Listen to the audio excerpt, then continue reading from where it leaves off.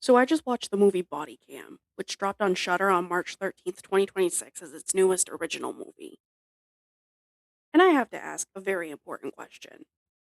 What happens when you mix found footage horror, police body cam footage, supernatural revenge, and then add about 10 pounds of shaky camera and broken radios? Apparently, this movie. Let's talk about it.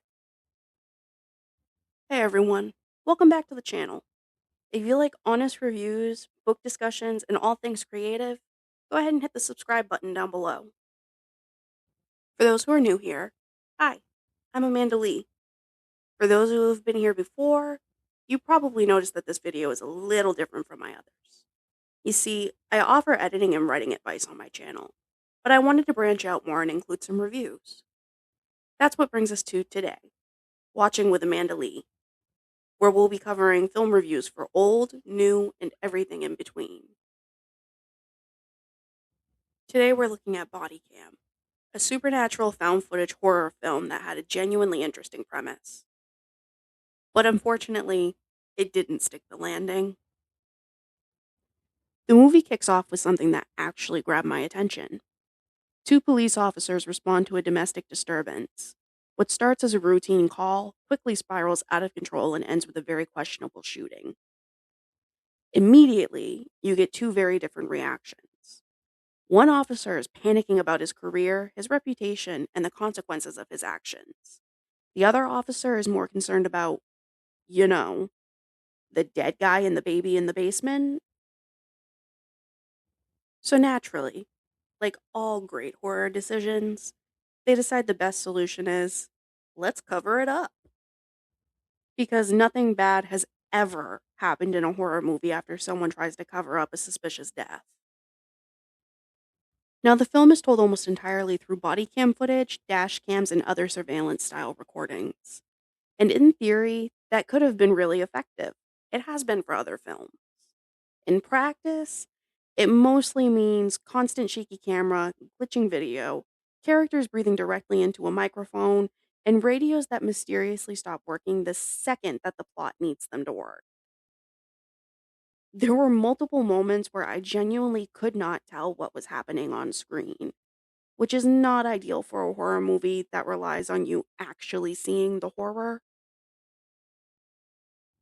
Eventually, the supernatural side of the story starts creeping in. We get creepy symbols appearing in places they shouldn't be, addicts acting possessed, strange visions, and this mysterious entity that seems to follow a very specific rule. You take something from us, we take something from you. Which is actually a pretty solid horror concept.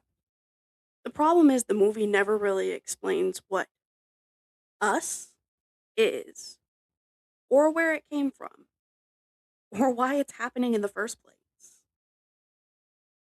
Instead, it just keeps stacking strange events on top of each other and hoping the audience fills in the blanks for themselves.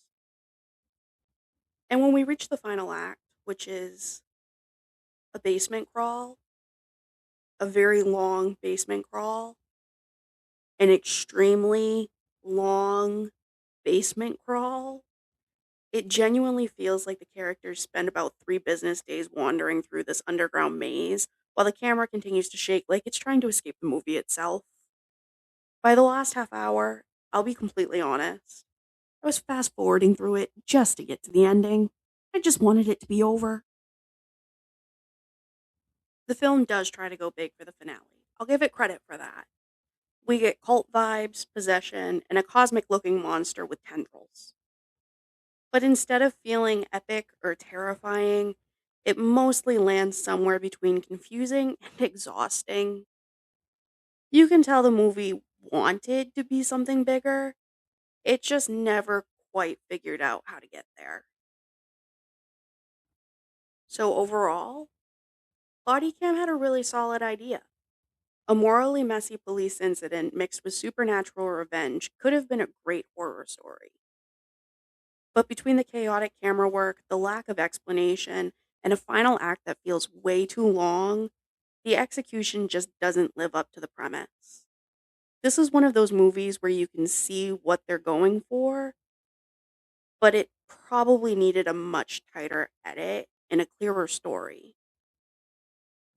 My final rating for Bodycam, 2 out of 5.